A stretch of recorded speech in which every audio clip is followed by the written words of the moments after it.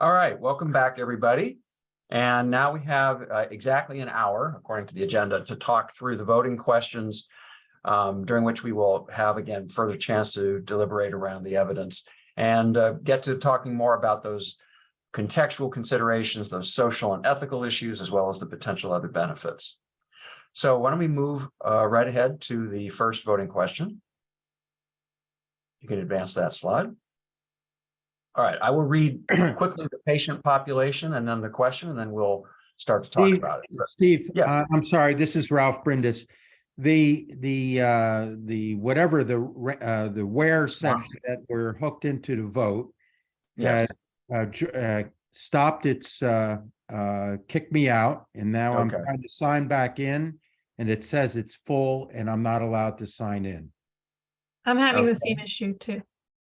Well, then we should hold off and let Lisa or Yasmin help us. Him as well. That. All right. Well, we can't really move forward. Lisa, would you suggest that we pause, or should we keep discussing while you're working in the background on this? I think you can start the discussion. Yasmin and I are fixing the software in the next couple of minutes. Okay. So hopefully, and you can just interrupt if you will, or send me a chat message to let me know if you've got it sorted. But we'll make sure that we pause to have everybody on the voting software before we obviously get too far. So the first question, we're going to be dealing with clinical effectiveness for a while. The first patient population, and for all the questions that relate to hemophilia B, are in regards to adults 18 or over with hemophilia B without inhibitors who would be appropriate for routine prophylaxis with factor replacement. This matches the clinical trial eligibility criteria, and we will, in the roundtable, we'll talk about the connection between eligibility criteria and insurance coverage criteria. But the first question is the evidence adequate to demonstrate that the net health benefit of etranadaz is superior to that provided by prophylaxis with factor IX? So Jeff Tice, can I ask you to please very briefly recap the key information and the different elements that went into the ICER evidence rating?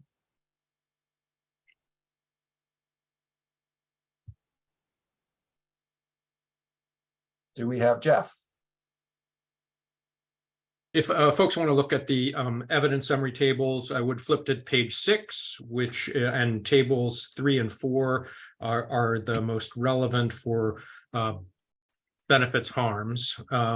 So the key clinical benefit, I think, is not the reduction in the annualized bleeding rates, as Dr. Redberg so astutely pointed out. The background bleeding rates are really low, and so reducing very low to very, very low. And so there aren't big differences in the benefits there. The major benefit is being freed from doing IV therapy on a regular basis. And not only are you freed, but you do get an additional benefit in terms of reduction in bleeding rates. But again, that's not the big benefit.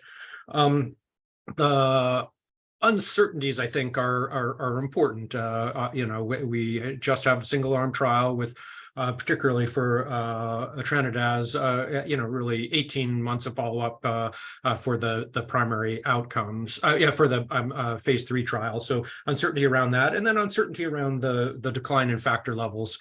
Table 4 shows that over time, and you actually, it's still uncertain. Our optimistic scenario may actually play out to be the real one, where you don't see a real decline over time, but we just don't have enough follow-up to say for sure. So that's an uncertainty.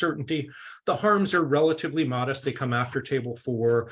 The liver enzyme elevations are only resulted in corticosteroid therapy in about 17% of patients, and for a mean of 79 days. And this is high. We're all familiar with the adverse effects of corticosteroids, but a mean of 79 days, which includes the taper, and then as the experts pointed out, there's no not a signal really that we're going to need a repeat course of corticosteroids in the future to date. The common adverse events, headache, flu-like illness, infusion reactions in 13 to 15% of patients, but relatively short-lived. And we talked about the deaths, both thought not to be related to gene therapy. So that's the sort of balance of benefits and harms, and happy to expound on them in more detail if people have questions as we're discussing. Okay.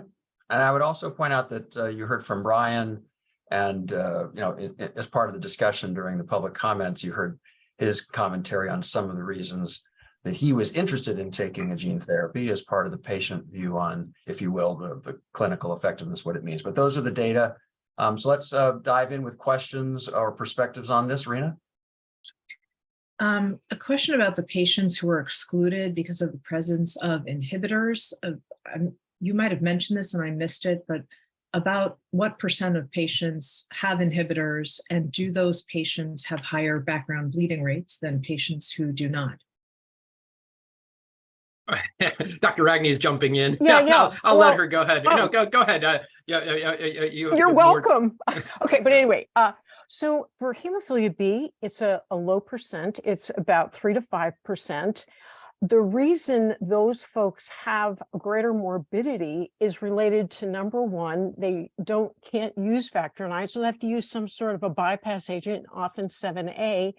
And the majority of those patients also have allergic reactions to factor IX. There are a lot of other issues. So their bleeding rate is worse related to those two major issues. It's different with hemophilia A. I'm not sure if you're talking about that right yet.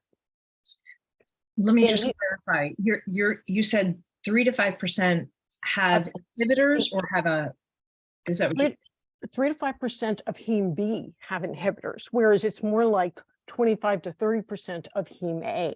So they're excluded if you gave them the gene, and you would not have expression because it would be destroyed by that inhibitor.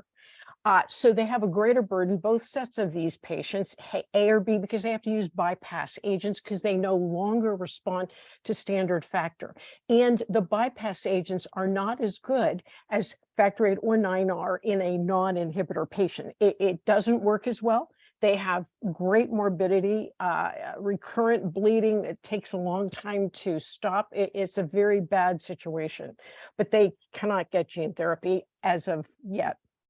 But do you agree that they should have been excluded from the trial? Oh my goodness, yes. You can't, you would be causing them harm to put them in a trial. Okay, thanks. Jeff?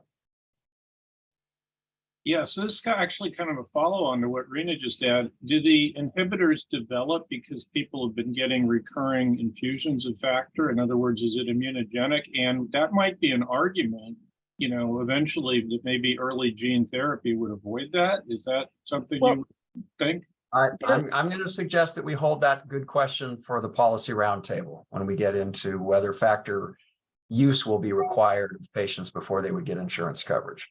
So again, but go ahead, Maggie, go ahead. To answer the other part of the question, it is the repeated exposure to factor 8 or to factor 9 that seems to do it. And it usually occurs within the first couple of years of life. It happens after 10 to 20 exposures with factor 8. Thank you. All right. So again, right. So, but here again, all the data and what we'll be talking about is Hem B without inhibitors for now. Joy? So I guess this is more of a reflection than a question, because I'm looking at this and I'm thinking, oh, this looks okay, but it's 54 people, right? And it's only in adults, so it doesn't seem to solve the inhibitor problem we were just discussing, because it seems like people develop them at younger ages, right? So until they test it in children, which there are other reasons maybe not to do, it's not really a possible solution to that, it seems like. And it just seems to me like this is really minimal information when I reflect on a question like, is there a net health benefit compared to factor infusion? I mean, I think the FDA standard is probably more like, is this as good as? At least as good as. And I could answer that question, I think, more easily than I can say, this is better than. So anyway, Okay. I'll stop. I'll ask somebody else to comment perhaps a little bit later. I want to get to Rita's question too, but as Jeff said, and I may ask, actually want to ask one of the patient experts now to comment. So Jeff framed the clinical benefit as not needing prophylaxis as one way to look at it. There's the bleeding aspect in which we have a relatively high relative reduction on a low absolute base. And we have the ability to go off of routine prophylaxis. So, hey, patients, do you want to speak to the clinical benefit of going off prophylaxis? Sure. I mean, first of all, a lot of people have poor venous access. They've been using the same veins for years, so they can have scarred veins. So it allows the veins to recover. And in fact, the clinical benefit can also be the fact if you get a significant factor expression, you may well get less subclinical bleeds into the joints. And I think a significant amount of the chronic joint pain is not just due to arthropathy, it's due to subclinical bleeding. So you would expect to see a significant decrease in many cases in subclinical bleeding and therefore in chronic pain in the joints. And frankly, having to take prophylaxis every week intravenously is quite a burden on your time, on your life. It means you have to plan everything. You can't be spontaneous. You worry if there's ever a trauma. And I think the other thing I've certainly found, I'm quite an awkward person at times. I had a couple of traumas after the gene therapy, which 100% would have required immediate factor replacement therapy in the past. It didn't require treatment. So I think it gives you that level of mental health reassurance as well, that you've got more cover on a day-to-day basis. Okay, thanks. Rita. So my question and comment is really related to what Joy said, because I'm still struggling with is the evidence adequate? I mean, clearly we will, there's no question, and as Brian just confirmed, there's an advantage to not having an IV treatment, but whether this is the benefits, besides that it's not an IV treatment, is superior to prophylaxis with factor IX, I don't find that we have the evidence to answer that. There was no comparison group. It was a single arm, tiny 54 patient study with 24-month follow-up and something of long duration. I mean, as a journal editor, we don't even consider pre-post studies because it's such weak evidence. And I find it, as I said, very disappointing that there wasn't a randomized trial done and that there wasn't a sort of more meaningful collection of endpoints than well, there were more endpoints. The primary outcome was the relative risk on bleeding. So it's really hard for me to feel like that is adequate evidence to make this kind of determination. Okay, Miguel. Yeah, I just want to clarify and make a comment. Patients on prophylaxis, with IV infusions, remember the factor has a half-life. So they have peaks and they have troughs. And their risk of bleeding increases every time that level starts coming down. It could be many days before his next dose.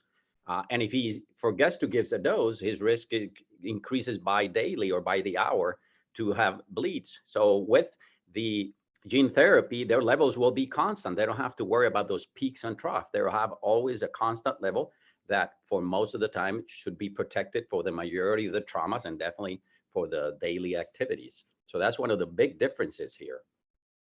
Okay, thank you. Just say that was short-term data. And we don't know how the factor. And the other thing that Dr. Ragney mentioned was that there's frequent, there's not IV injections anymore, but there's blood tests every few days for the first 6 months to a year because of the liver function concern. That's for the, yeah, I'm sorry. So I'm sorry if I misled you. Those frequent tests are for the first couple months to assure that you're not having an immune response to the vector.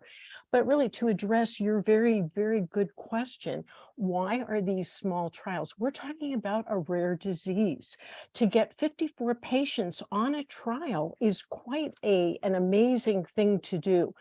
The fact that it's not randomized, I think, goes back to what we already heard, that the FDA had talked with them about comparison with their own personal ABRs, their bleed rates and their clinical effects. The quality of life is incredible. You heard the really interesting story about the patient who with Hem B who had gene therapy and a liver transplant and how they felt. You know, if you talk to your patients, it's tremendous. They can do things they never could do before. The quality of life is incredibly changed. And I'm not a patient, but I've had the patients that I can mention about that. So all of those things don't detract from the findings. If we did 54 more patients, I'm sure we would see something very similar. I will stop. I think that's great, but I would love to see the data. And I would just say that I think what we heard from David about the FDA feeling about the surrogate marker is a different question than whether the trial was randomized or not. You could still choose the surrogate marker, but have a randomized and a blinded trial so that you weren't asking people how they felt in an open label trial. Yes, but to get a sample size that would give you a difference in a randomized trial is very hard to do in a rare disease. I have thought done we it. had 35,000 patients with hemophilia. We have about 1,000 patients who would be eligible for the trials in the US, a little less than that. And a that's bigger including number all than ages. 54. So it's not that many. Yeah. Okay, Mark? Yeah, I think my comment partly was addressed by Dr. Escobar, by Miguel. There is not a comparator to the factor 9 gene therapy like there is for factor 8 that provides a steady state of protection. So the peaks and troughs that come with the replacement coverage are not benign. We know that every bleed matters, and the bleeding that goes on at the subclinical level is not reflected in these data. So the subclinical bleeding is often what causes the long-term joint disease that occurs over decades.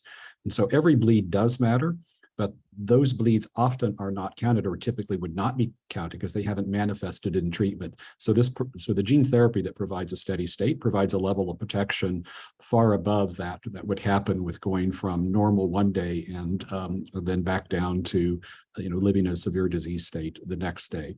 The hemophilia A and B discussions do need to be distinct, but I think that is a unique feature of B, is the alternative doesn't exist as it does on the A side with emicizumab being available as a comparator to Valrox. Okay, thank you again. Bob? Yeah, as an old-time RCT true believer, much in Rita's camp, I think we're getting into an area here where this is just not the future. And we're going to have to deal with this reality on an ongoing basis more and more and more. My particular pushback here that I'd like to throw out here is that I've lost faith in phase 4 trials as a concept a long time ago, but I do want mandatory registry follow-ups to all of these kind of things. And I wanted 100% mandatory registry follow-ups on this. I want it really serious as part of the approval, not just a, hey, let's try and not list everything else and not just company PR. We got to get really serious about what the effects these are really having on a long-term basis. All right, I'm going to keep going quickly, and I am going to close this up for voting in just a couple minutes so we can make sure we have time for the others. Ralph. Oops, Ralph, you're on mute. I was going to make a comment related to registries. I'm not sure what the true landscape is related to hemophilia networks and registries, but in the same way that Medicare has CED, coverage with evidence development, I think in this younger age group, I couldn't agree more with Bob. Every patient who gets this therapy should be in a registry. We need to collect this data and understand more such. As Rita points out, very small patient enrolled in these non-randomized trials. We could learn a lot through real-world evidence, and it should be mandated by the payers.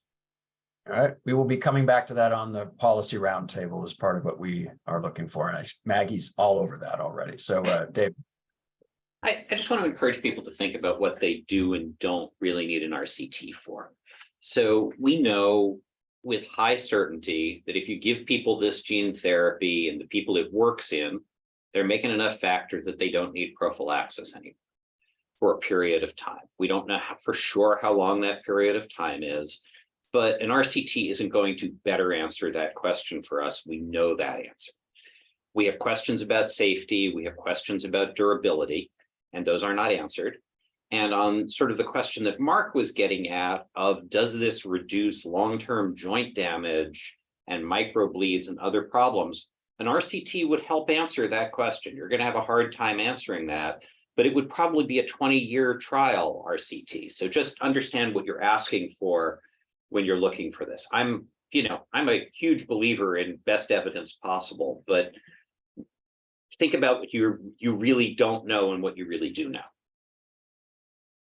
All right, Jeff, do you have to make this comment or question? Well, very, very quick. I mean, I think quality of life is the one place where that's a short-term outcome, and the randomized trials would give us more definitive evidence. But mostly, I agree with David, and I was going to say that I think I didn't give enough emphasis to the quality of life gains for patients with this therapy as part of the benefit. Again, I don't think it's bleeding, at least from the evidence. Maybe the microbleeds in 20 years we'll learn, but. Okay, Mark, last word before we vote. Oops. I'm sorry, I was trying to take my hand down and my comment was addressed. Sorry. Oh, it was. Okay, thanks. All right, thank you. I know we could actually probably continue with a good conversation, and we need to move forward to vote so we have time for other conversations. So can you put up the voting question again, please? All right, I hear that everybody is into the voting software, so we have 13 votes. Is the evidence adequate to demonstrate that the net health benefit of etranadaz is superior to that provided by prophylaxis with factor 9? A is yes, B is no.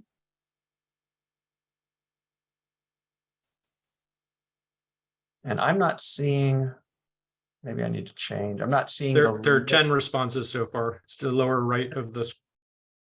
Shoot, I'm not seeing it. Unfortunately, let me see if I can change my view here so that I can see that.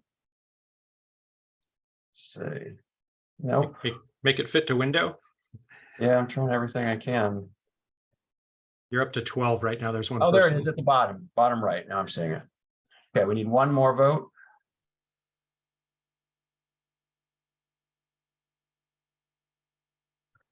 Okay, we're going to move forward in 10 seconds if we don't have that 13th vote.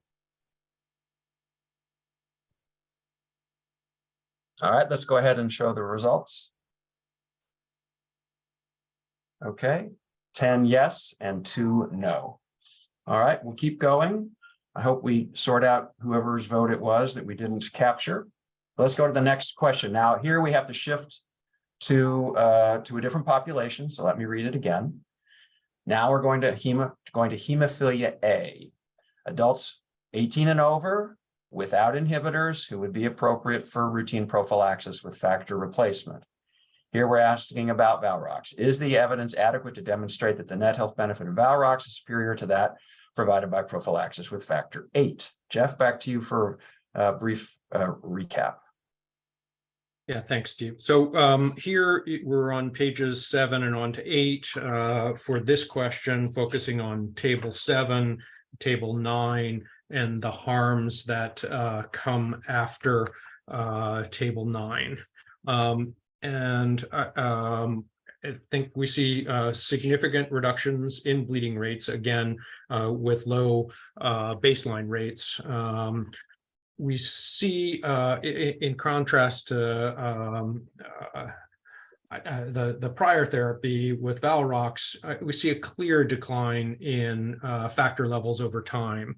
You've heard the concerns about that, and during the policy roundtable, we'll talk about if people do get to low levels, but potential insurance barriers to going back on prophylaxis.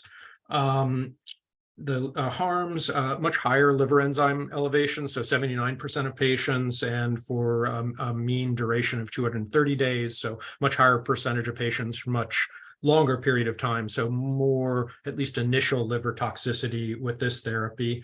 The adverse events were, common ones were headaches, arthralgias, nausea, and fatigue in the 30 to 40% range.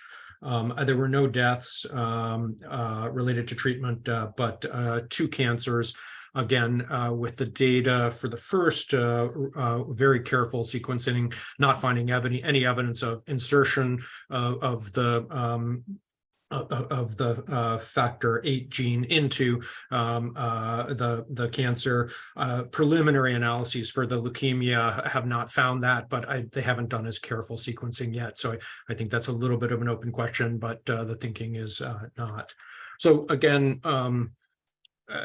benefits in preventing bleeds and freedom from factor prophylaxis, but likely for a shorter period of time than the other therapy, but still clinically important, and many patients would probably elect to do this. But as you've heard, many patients are choosing not to go, or haven't chosen not to enroll in the therapy, and have said most likely they will wait even if it gets FDA approval. The initial harms. Okay, that's fine. I need to move forward a little bit quicker. So the ICER evidence rating was C++. C++. So in this case, we felt like let's leave it there. So I want to open it up to questions and comments. By the way, there is a vote coming on Valrox versus emicizumab. So this is Valrox versus factor VIII prophylaxis. A question about Valrox versus emicizumab will come shortly. Rena. Just wanted to clarify, there was no resumption of factor VIII prophylaxis through 6 years. Was there resumption of emicizumab in the 6 years? For those 3 patients, I believe not. I think there was no resumption of prophylaxis. But again, about 5% in the pivotal trial, the larger trial, did resume prophylaxis at some point during the several years, 3 years of follow-up, I think, that we have now. But you weren't differentiating which kind of prophylaxis? No, I think it's it's not just factor, it's prophylaxis in general. Okay. Clinical experts, or Mark, perhaps, with hemophilia A, anything you'd like to say about the relative magnitude of the net health benefit here for those who are thinking about Hem B? Now we're shifting to Hem A. There are lots of different issues around durability, et cetera, but anything you'd like to add to the perspectives of the CTAF before they vote? Maggie? Yeah, well, so I think Maggie. Sorry. Maggie, go ahead. Just have to unmute yourself. Just briefly, hemophilia A is a more severe disease, whether you measure it by hospitalization, bleeds, or factor used. Anything that reduces that burden is significant, and perhaps even one could argue more significant than in the Hem B case. But for both, these are really major improvements in quality of life and potential reduction in future problems with joints, et cetera. Okay. Okay, thanks, Mark. Yeah, so my comment really builds on Maggie's. For the hemophilia A data that has been presented, I think the evidence does demonstrate that there is it is equal or better in terms of bleed control, in terms of the cost effectiveness, given the financial toxicity it's there. The quality of life piece, to me, is the most compelling piece that patients have talked about, the ability to live in a hemophilia-free mindset. My hemophilia really does influence, sort of major aspects of my life, from what I'm going to do on the weekend to what I pursue for a career or vacation, and the notion of living in chronic pain with the chronic synovitis that comes. Many of these issues are addressed. And so individuals, regardless of the durability, whether it's going to last them for 2 years, 10 years, or longer, may well see significant benefit in that. And so, so while we have concerns about the duration within which it works, it may well be something that an individual patient is going to say, yes, I'm willing to have this, decade of living free of hemophilia now and see what science brings. So it really comes down to the shared decision-making process. But I think there is a range of data that is patient-centric that, unfortunately, at this early stage is very difficult to quantify, but it seems to be playing out in everything that we see. Okay, thanks. Miguel. Yeah, just to add a comment, we have to remember that we do have more patients with hemophilia A than B, and the majority of the A's are going to be severe when you compare them to the B as well. So it's a large population that is affected that has severe disease. Okay, thanks. Sanket. I really appreciate these comments. And I think it's very helpful to think about the patient population, though, in a pre-post analysis that's choosing to enroll in a trial like this. I most certainly understand and really appreciate the benefits of not having to worry, at least for a couple of years for most patients. But we did see a large variation, some patients not responding, some not even responding soon.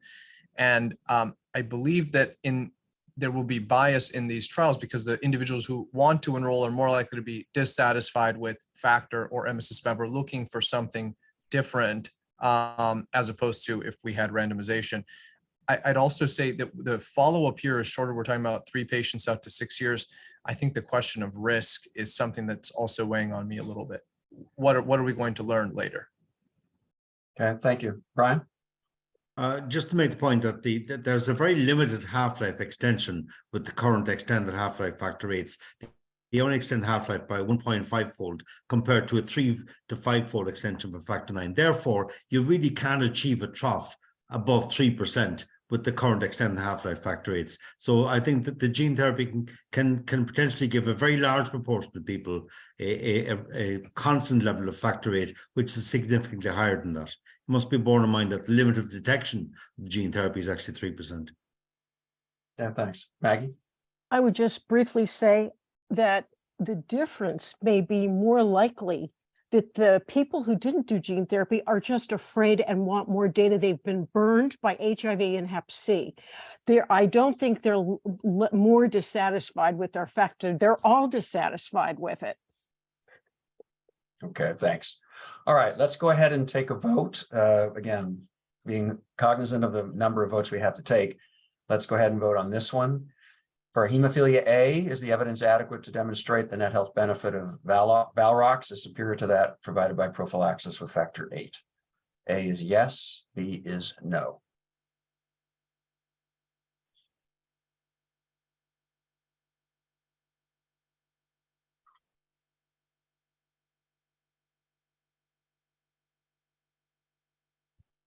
I'm going to assume that we still have not been able to solve the problems of the 13th. Oh, we did. We got it. Great. Let's show all the results, please. Lucky 13. All right. 11 yes and 2 no. Okay. Moving forward, the next question is about Valrox versus emicizumab. Same population, hemophilia A without inhibitors. Is the evidence adequate to distinguish the net health benefit between Valrox and prophylaxis with emicizumab? Jeff, over to you again. All right, I'll be quick this time. It really, the only difference is adding in table 8 between 7 and 9 to give some sense of the pre-post changes in bleeding with emicizumab. Still requires IV therapy, subcutaneous rather than IV therapy, and less frequent, so some benefits compared to factor, but we don't really have any way to compare these two, the patient populations, and the studies were different. It's really hard to compare the net health benefits of these two, so we really felt like the evidence was insufficient to make any meaningful recommendations about one being better than the other.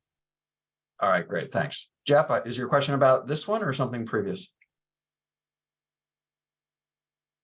Sorry. No, it's about this. I wonder, we didn't hear too much about the emicizumab, whether there's any particular burden for the treatment. It sounds like it's pretty straightforward, subcutaneous once a week.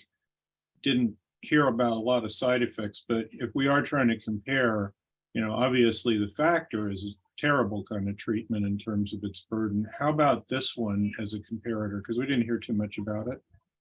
Okay, good point. Maggie? Very briefly, we've seen thrombosis in a number of patients, thrombotic microangiopathy, several deaths. This is in those patients who require factor, especially bypass factor, when they have a bleed while they're on emicizumab. Emicizumab prevents bleeds. It cannot treat them. So if you have a bleed, which some of them do, you have to take factor. So that's a risk. Also, emicizumab is physiologically and on a molecular basis very different from factor 8. The only thing it does like factor 8 is to bind factor 9 and factor 10. It has none of the platelet interactions, and so it's not the same thing. Long term, what's the difference? We don't know. All right, good. Thanks. Mark? What I was going to say is it's, I've already indicated that I live with severe hemophilia. I have seen the entire life cycle. I started before cryoprecipitate had been discovered and have been through cryo, fresh plasma, standard extended half-lives, and I'm now on emicizumab.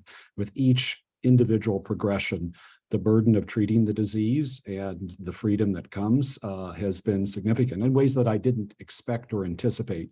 And I would think at the point that I might be eligible for gene therapy, unfortunately, I've not been eligible for any studies or trials to date. I could expect that there are still unmet needs in my life that would be addressed. But going from every other day IV infusions to emicizumab can be dosed once weekly, biweekly, or monthly. That is a dramatic improvement, particularly considering that there's no troughs that come with emicizumab. So it has been a substantial improvement. Again, that kind of option isn't available on the hemophilia B side. So perhaps it makes the delta between Emi and Valrox, smaller, but I would still say that there is a delta between them. Okay, Bob?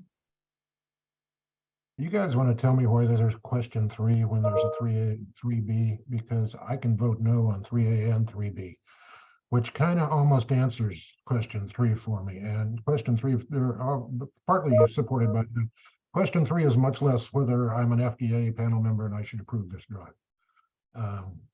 There's clearly not a big overwhelming reason to support one of these things over the other kind of thing. But again, for a patient population, I do sort of lean towards maybe this is a choice. It's just a little less clear cut than a lot of other ones that we've had in the past. Yeah. Sometimes that is why we ask the question as a distinguish kind of format, as I think you know. All right, let's go back to the voting question. Again, that was very helpful conversation. We now have for hemophilia A, we're asking about the evidence being adequate or not to distinguish the net health benefit between Valrox and prophylaxis with emicizumab. If you think that it is adequate, vote A. B is no.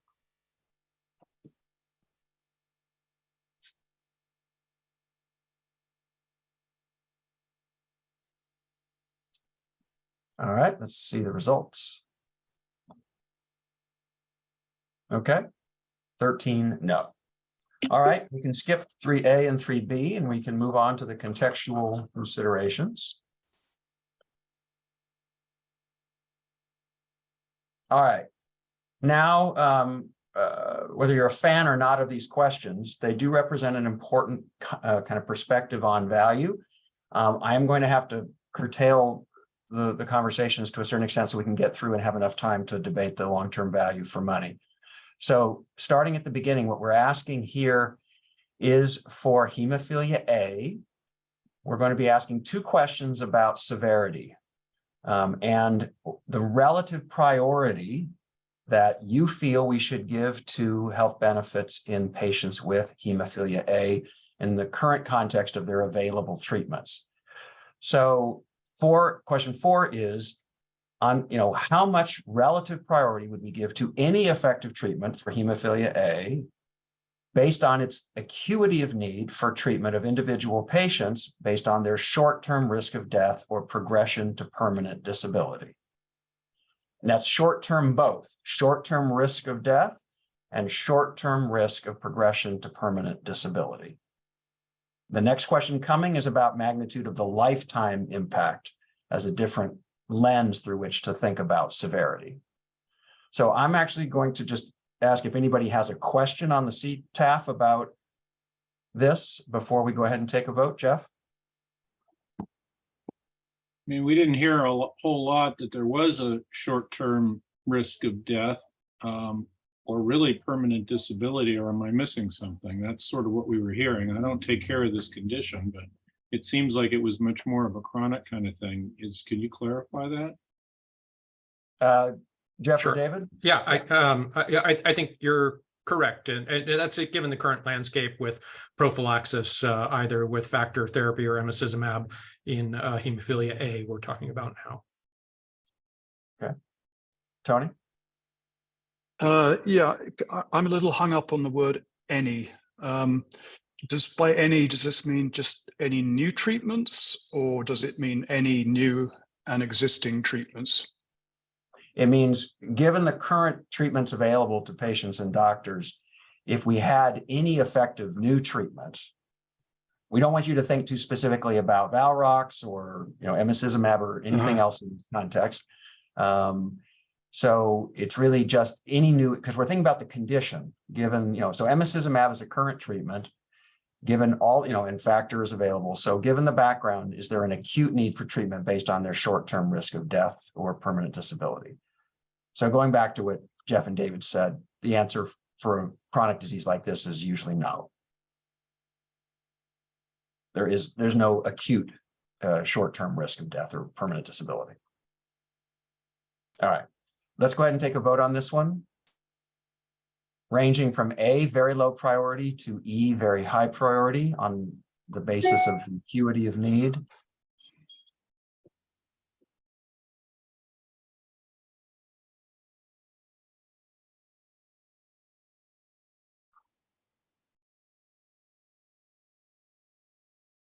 Okay, waiting 5 seconds for number 13. Not sure why we're not getting it on every single time, but let's go ahead and show the results.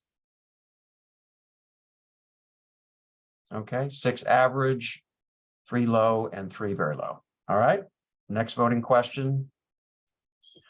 Here again, we're still making judgments about value, and we're talking about any effective treatment, but here, is there a relative priority linked to the magnitude of the lifetime impact on individual patients of the condition being treated?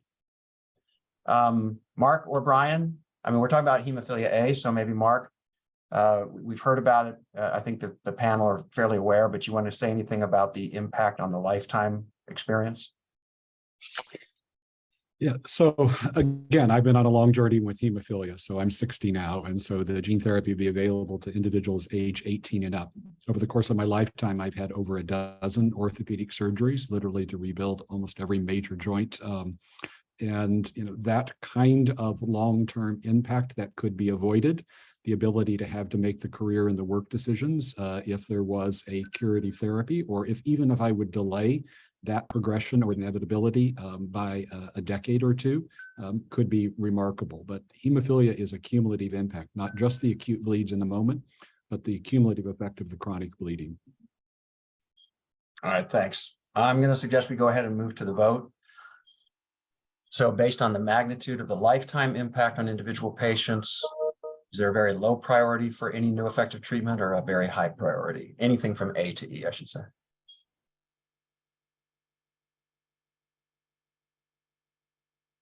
Still hoping number 13 can somehow be resurrected. There we go. All right, let's see the results. Okay, we've got 1 average, 8 high, and 4 very high. Great, let's go to the next set of questions. Here, the intent is to capture in some way broader aspects of benefits for patients. Can we go to the next slide, please? I think we went backwards instead of forwards. No, we're on hemophilia B, same set of questions for hemophilia B. I'm so sorry. I'm so sorry. I even forgot that we had these for both conditions separately, which is appropriate because they're different. Right, I'm sorry. Now we are still with these contextual issues, but now we've moved on to hemophilia B. Thank you, Jeff.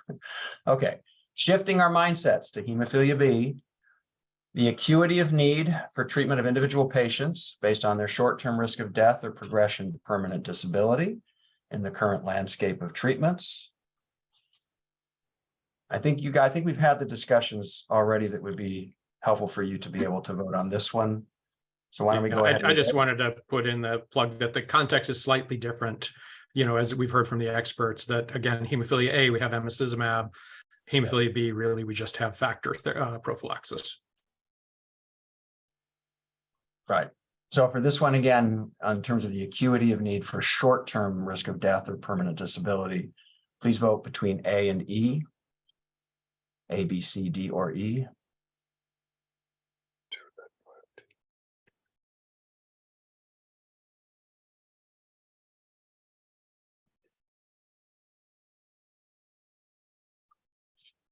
Okay, still waiting for one more. Sometimes we get 13 and sometimes we don't.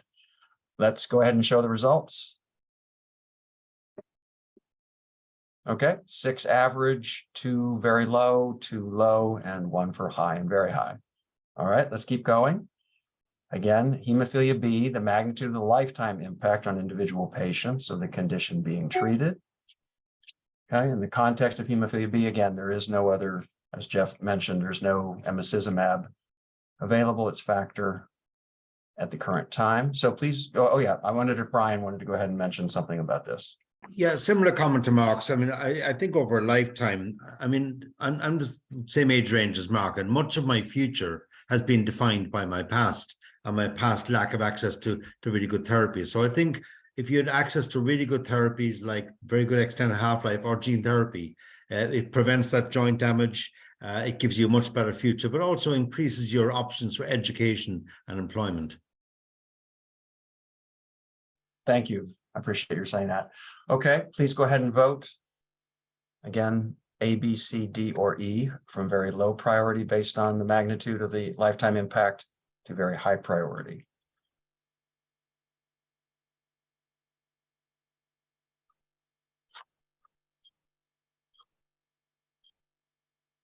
Okay.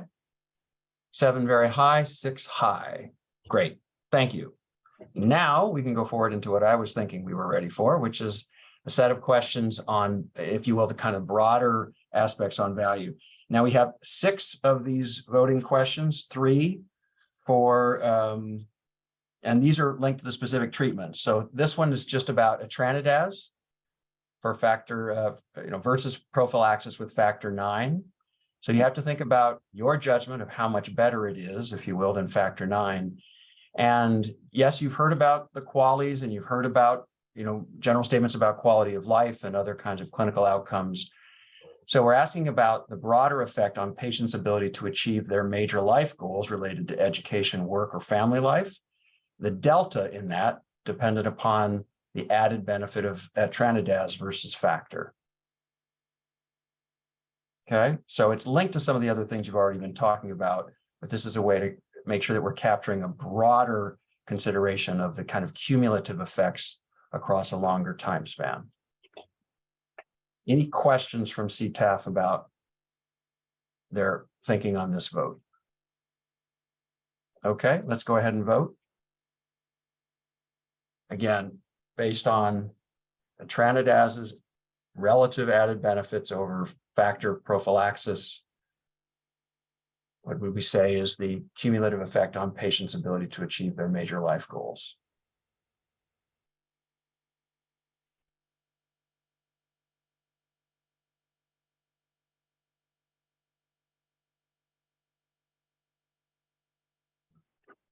Okay, we're going to see the results. Okay, we have 10 major, 2 minor, and 1 no difference. All right, let's go to number 9. This is about the effect, the same question, same drug, etranadaz versus factor 9, versus factor 9 prophylaxis. Now we're asking about the cumulative effect on caregivers' quality of life and or their ability to achieve major life goals. Brian or Mark, any specific perspective on this you'd like to share?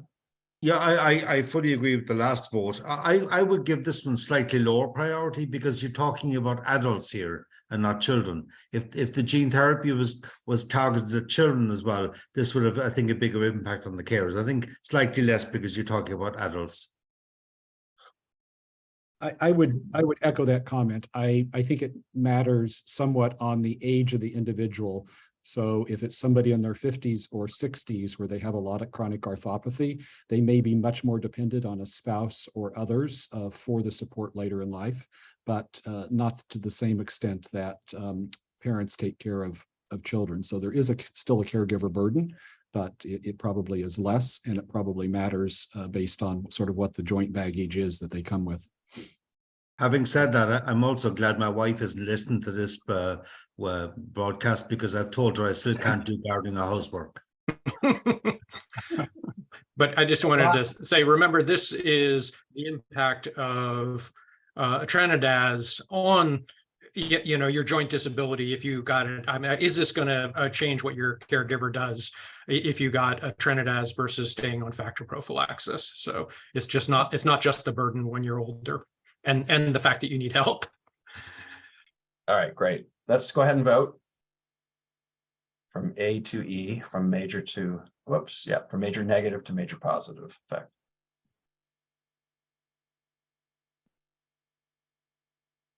Okay, let's go ahead and show the results. 11 minor and 2 major, thank you. Okay, going forward. All right, we are still with etranodaz versus prophylaxis with factor 9. And now it's about patients' ability to manage and sustain treatment given the complexity of the regimen. So we know that etranodaz is a one-time treatment. I think you've heard from the clinical experts and your own reading what the general course of factor prophylaxis looks like. Does anybody have any question that they need answered before we take a vote? Or Brian, go ahead. I mean, I think we've heard that there's a significant amount of monitoring required in the first year of gene therapy, but this is going to be part, and that will be the same incidentally with a licensed gene therapy. That will be part of the education process. People won't be going into this blindly. They'll have to understand that. Now, I think the extended half-life factor 9 is easier to manage and sustain than extended half-life factor 8 because of the longer half-life, but probably not as easy as with emicizumab. Good. Anybody else have a question or comment? Okay, go ahead and vote, please.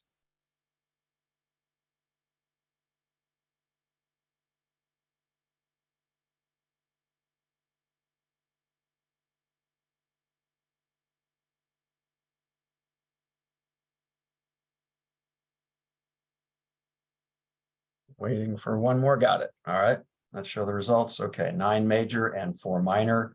Okay, guess what we're doing next? 3 more questions, but about Valrox. Okay, we're going back to patients' ability to achieve their major life goals. Think about the relative advantages of Valrox versus prophylaxis with emicizumab. What do we think about that delta as it affects patients' broader abilities? I think we've had great commentary on, what that looks like, the patient's ability to manage, to kind of address their goals. So your real job here is to think about the relative advantages of Valrox over emicizumab in this kind of factor, in this broader view of value. Let's go ahead and vote. I don't see any hands up, and I think we should probably try to keep going quickly. So now that we've seen these questions before, I think it becomes a little bit more straightforward. So Valrox versus emicizumab, from major negative to major positive effect on patients' ability to achieve their major life goals.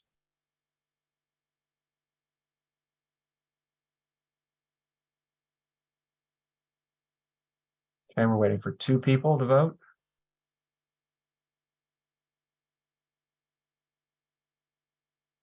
Okay.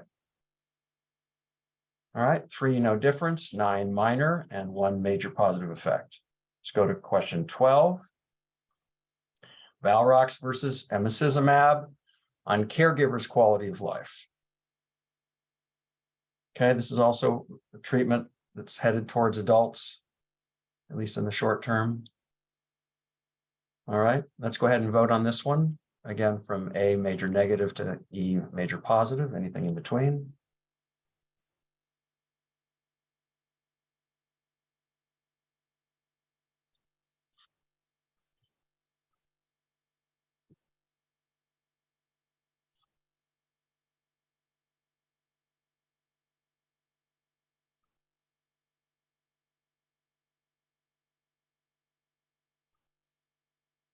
Okay, 5 seconds for number 13. There we go.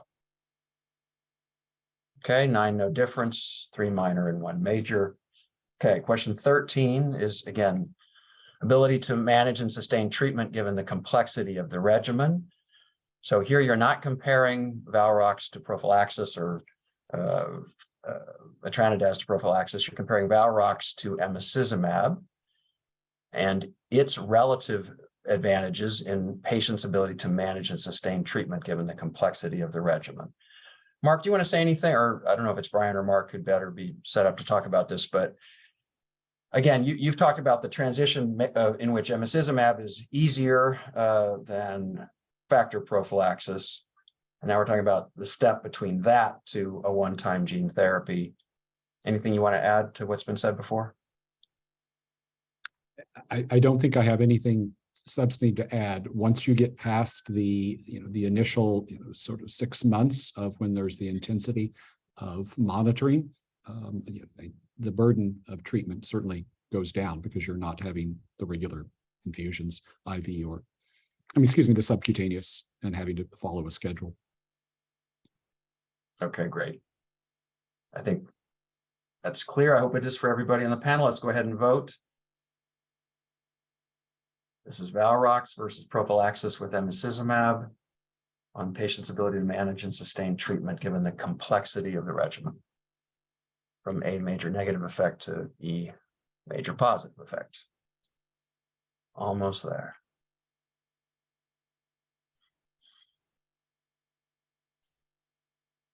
Usually when I say 5 more seconds for number 13, it comes in right then, but I'm not seeing it. So let's go ahead and show the results.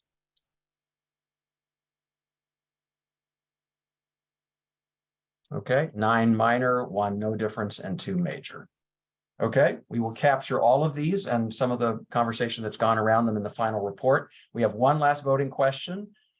And as happens sometimes, we're going to need to spend a little bit more than 5 minutes to do this. So we're going to kind of eat into our break time. I will push it a little bit into the round table time. I want to have enough chance for you guys to really talk about this. So this is the single long-term value for voting question that we will take because we have a firmer price for etranadaz than we do for Valrox. So here's the question. Given the available evidence that we've discussed on comparative effectiveness, incremental cost effectiveness, and the potential other benefits or disadvantages, what's the long-term value for money of treatment at current pricing with etranadaz versus prophylaxis with factor 9? Your choices are going to be low long-term value for money at the current pricing, intermediate, or high long-term value for money at current pricing. Surya, I hope you're there. Can you give, again, I know we have multiple scenarios and it's challenging to do it succinctly, but can you try to summarize again, at least the incremental cost effectiveness piece of this as it flowed through these different approaches?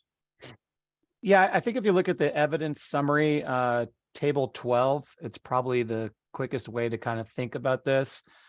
If you take the full cost offsets, given the projections of durability and actually under a lot of different scenarios, etranadaz ends up being cost saving relative to factor 9.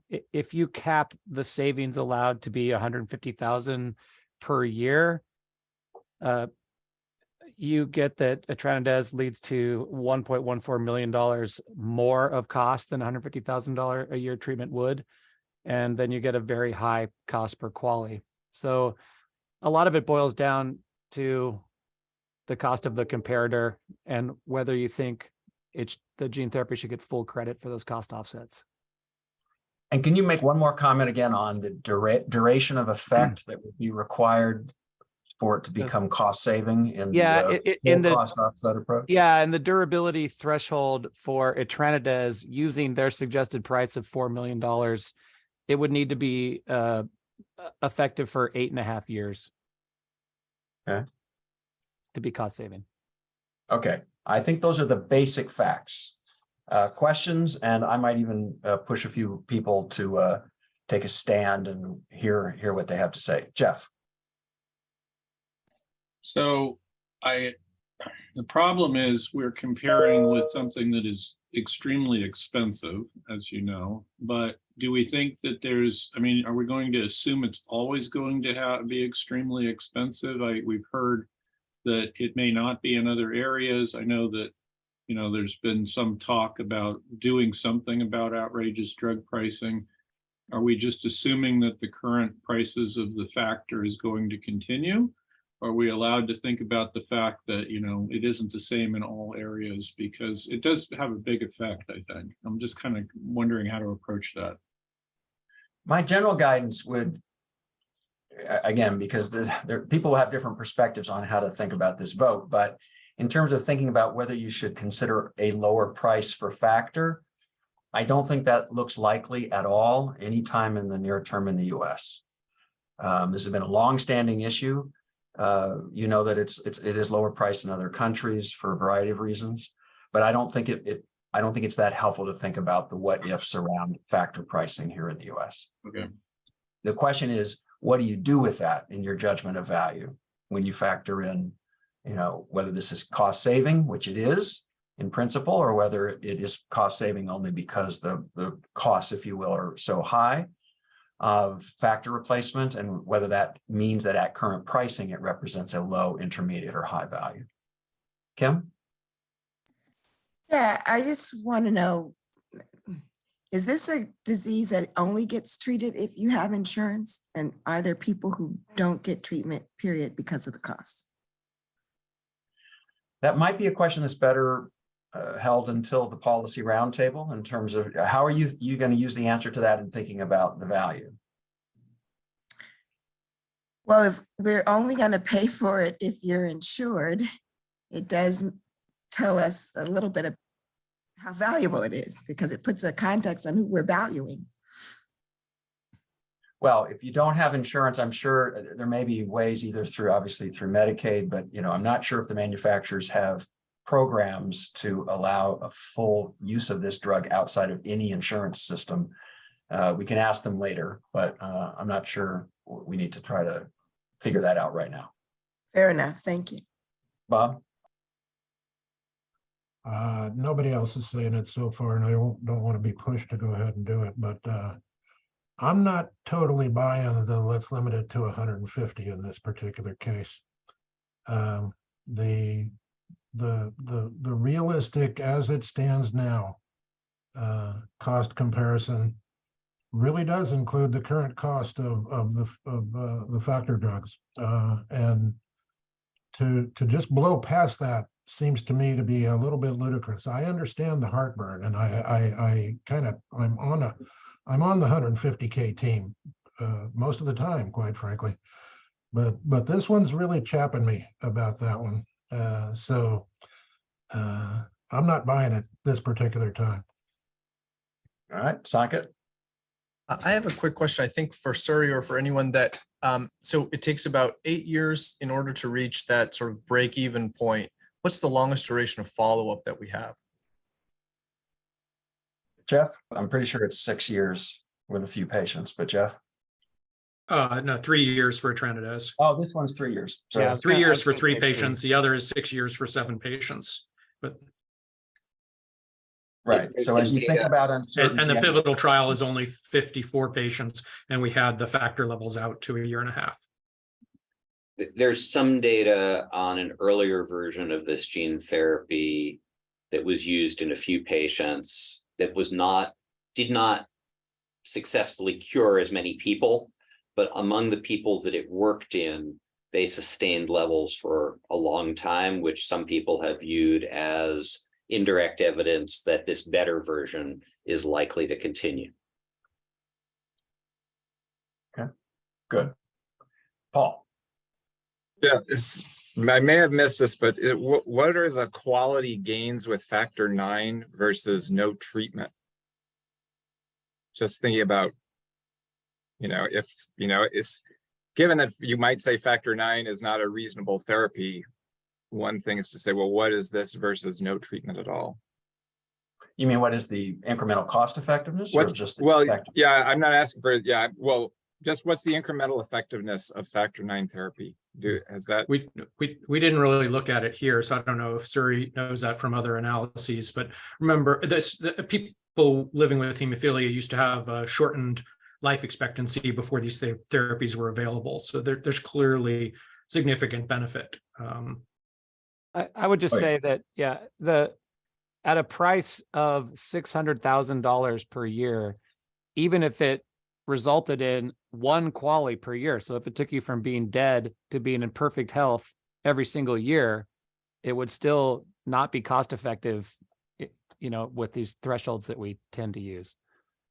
It most likely has an incremental effect on qualities that's relatively large, but we don't have a specific estimate of that. But at the current price, it would not be cost effective, even if it was curative. Right. Okay, good.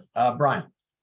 Well, I can answer very quickly the question Paul had about the impact of no treatment. I had 2 older brothers with factor 9 deficiency at a time when there was no treatment and they both died of bleeding in early childhood. In the previous ICER process, you talked about the financial toxicity of the US system. I was on a WFH gene therapy roundtable webinar earlier today, and they talked about the US system as being expensive, complicated, dysfunctional, and broken. And when to a European looking at the kind of prices, 600,000 a year, it's, these are way beyond prices that Europe or other regions pay. Earlier this year, I did a talk for the WFH Congress where I compared data on pricing worldwide, and I actually excluded the US from the analysis because you're such an outlier. Now, having said that, I think that the cost offset, if you look at a cost offset, if you look at a cost of 150,000 per year, that's probably way too low given where you currently are. I think a cost of around 300,000 a year would be very similar to current costs in countries like Germany or France. But I just think, to a European looking at these figures, the model is very, very interesting. It would be very interesting to plug European costs into this model. Well, as you know, Brian, when the model moves to our ICER analytics platform, you'll be able to do exactly that. You can plug in different prices for the comparator arm and different effectiveness assumptions. And I actually think that will be a really interesting exercise, as you said. Okay, I'm going to put up a kind of a straw man here and suggest that somebody out there is going to vote intermediate or low value because they think that, that the price of this drug at $4 million should not, in a sense, get the credit only because it is displacing other care that is very, very overpriced. And so even if it is cost saving, it can actually reflect low value at that price because more of that money should stay in the healthcare system instead of being swapped over for a one-time price of a gene therapy that replaces the other care. I'm guessing that somebody's going to vote that way and think that way. I'm going to guess that other people might be thinking, and maybe this is where Bob was, heck, this is a cost-saving treatment. We can gripe about the cost of factor, but ultimately in the real world, this is going to reduce costs. If we believe the durability of effect, at least out to 8 years, this has a pretty good chance of being cost-saving, and I'm going to vote high value. Anybody want to take those two arguments and drive them a bit forward and say, this is what I'm thinking, and maybe there are different aspects to their own thinking around that? Who's going to vote high value, for instance? Anybody? Bob, I'm not sure if you're there already or if others want to say that's the way I'm thinking. And share your perspectives with other CTAF members. Anybody? Okay, anybody want to say I'm going to vote low or intermediate? I'll chime in since you said that. I am going to vote high value for all the subversive reasons that we all suspect might happen in the future, kind of thing. Okay, I want to get right up front with everybody else. The current factor treatments are way too damn expensive. It's outrageous. It shouldn't be a comparator like that. The fact of the matter is, it's the real world, and we keep butting our heads against the real world of the future here anyway. And this is $4 million is too expensive. But I can't wait to get the discussion of outcomes warranties and how that applies to any of this at all. I want to push the damn thing a bit. Okay, the reality is that this disease needs these kind of therapies. I've got my personal gripes against these kind of therapies anyway. I don't frankly agree with calling this gene therapy, but that's a later kind of thing. I think this actually is high value in the current state of affairs, and I think to avoid that is to stick our head in the sand. Okay, I want to hear somebody if they will or want to, if there are people who want to make the opposite argument or a different argument. Jeff? Yeah, I would have a hard time saying anything's high value when it takes 8 years. Things change over time. And given the fact that the cost per quality is over $1 million, I just can't in good conscience call this high value. I understand that the reason that it would show up potentially as high value is the outrageously high cost of the comparator treatment. But to me, pricing is a decision that a company makes. And if a company makes a decision that's in line with a reasonable cost per quality, then I don't have any problem writing that prescription. We're dealing with this with the drug for SMA, where people will happily spend, over $2 million for this treatment without really batting an eye because, the ICER evaluation said that that was a reasonable price. And I think that, if it was to be priced at something that looked reasonable, which I think in your analysis was around $3 million, or 2.5 or whatever, I don't remember exactly.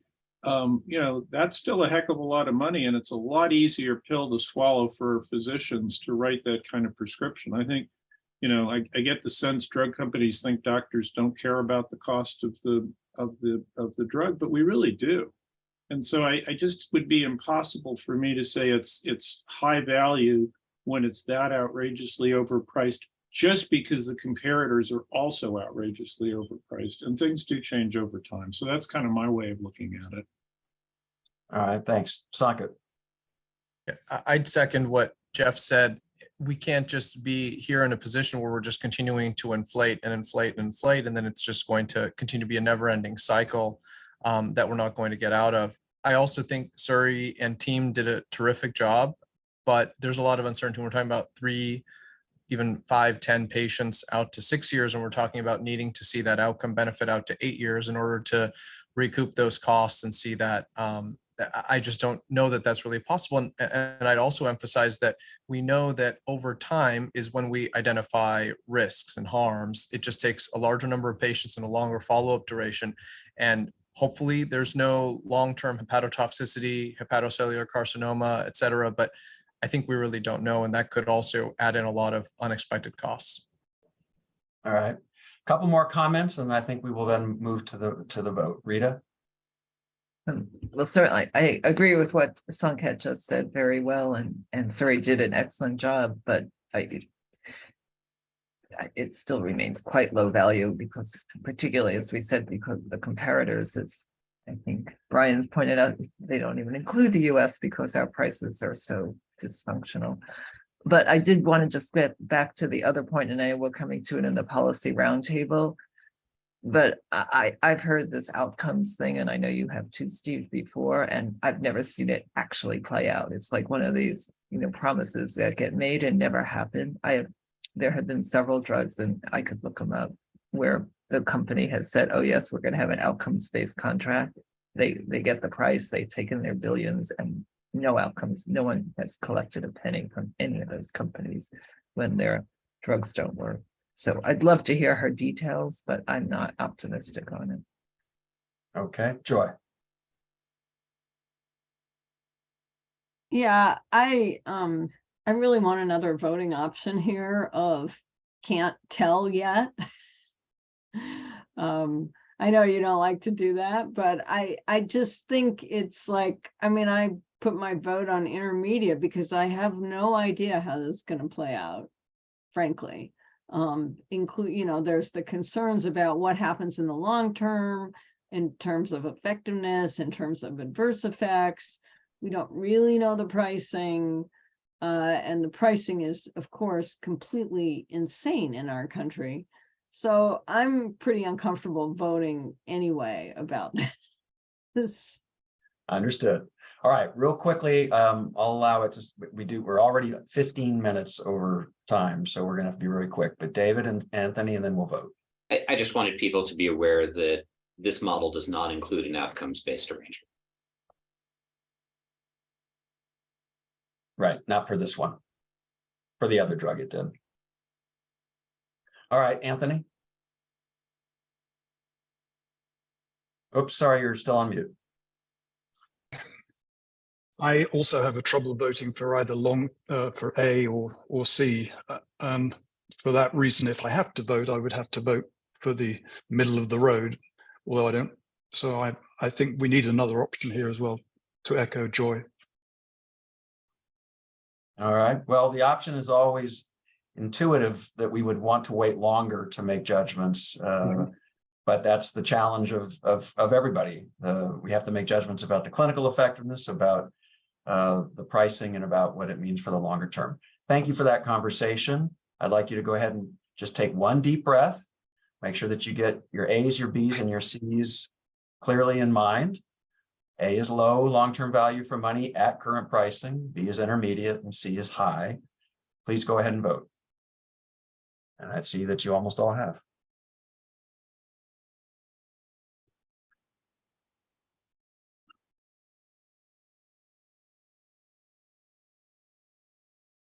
Okay, let's see the results. All right, we've got 5 low and 7 intermediate and 1 high. All right, thank you very much for that conversation. A lot of what came up in that last bit will filter into our discussion around outcomes-based contracting, around other aspects of the future needs for better evidence, et cetera. So what I'm going to suggest is that we still take a 10-minute break, give people a chance to stand up, do what they need to do, and we will reconvene at 4:15 p.m. Eastern, 1 p.m. Pacific. Sorry, so Steve, do you not have one more vote to do? Yeah, Steve, if Nope. you opted not to do the last vote. That's correct. The last vote we were only going to take if we by like sunrise this morning, if we had a better idea of a price for Valrox, but we do not. So we are not going to take that value vote. Thank you, Brian. So let's reconvene at 1/4 past the hour. I'll see you then for our policy roundtable.